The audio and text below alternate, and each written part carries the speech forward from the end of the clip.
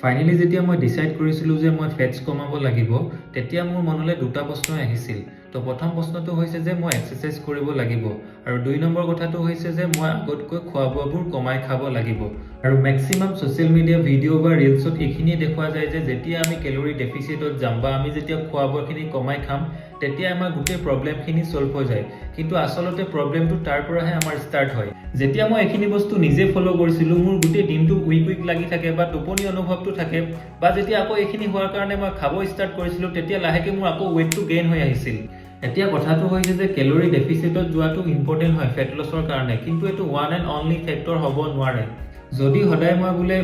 fast food খাইছো junk food খাইছো তাৰ পিছতো কিন্তু মই বোলে ক্যালোৰি মোৰ ডেফিচিটত আছো কিন্তু মোৰ এটো হেলদি ওয়ে হ'ব নোৱাৰে লাহে লাহে মই আনহেলদি লাইফষ্টাইলৰ ফালে মই গৈ আছো মোৰ যেটো মেইন গোল হয় হেতু কেতিয়াও ফেট লছ বা লিন হোৱাটো হ'ব নোৱাৰে মোৰ যেটো মেইন গোল হয় হেতু হ'ব লাগিব ফেট লছ হোৱাৰ লগতে মই লিনো হ'ব লাগিব প্লাস হেলদি হ'ব লাগিব আৰু এটা কথাটো হৈছে যে আমি ক্যালোৰি ডেফিচিটত যোৱা আগত আমি যদি আমাৰ কাৰণে ৰাইট ফুড বা গুড ফুডটো চুজ কৰিব পাৰো তাৰ লগত আমাৰ যিখিনি লাইফষ্টাইল হয় সেইখিনি যদি আমি চেঞ্জ কৰি ফিক্স কৰিব পাৰো তো অটোমেটিক্যালি যেতিয়া আমাৰ হ্যাবিটখিনি চেঞ্জ হৈ যাব বা আমাৰ দিনটোৰ যেতিয়া গোটেই খোৱা বোৱাখিনি ফিক্স হৈ যাব তেতিয়া আমি ক্যালোৰি কথাটো চিন্তা কৰিব নালাগে তো তেতিয়া আমি অটোমেটিক্যালি ৰাইট ৱেট ফেট লছৰ লগতে মাসল গেইন কৰি ফিট আৰু হেলদি হ'ব পাৰিম